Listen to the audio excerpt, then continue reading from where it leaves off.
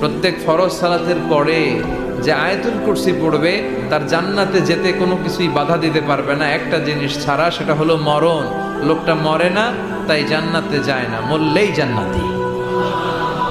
এত দামি ইবাদত তাসবিহ ছাড়া যাবে? কথা বলে। এই জন্য ফরজ সালাতের পরে আমরা আয়াতুল কুরসি পড়ব। কি পড়ব? রাজি আছেন সবাই? জুমার দিনে দোয়া কবুল হয়। আল্লাহর হাবিব বলেন একটা সময় আছে জুমার দিন দোয়া করলে কবুল করে কে? সময়টা কখন? মুহাদ্দিসিন ইকরাম অনেক ইখতিলাফ করেছে। সবচেয়ে গ্রহণযোগ্য মতামত হচ্ছে আসরের সালাতের পরে। জুমার দিন আসরের সালাতের পরে সূর্য ঢলে পড়ার আগে দোয়া করলে কবুল করবে কে?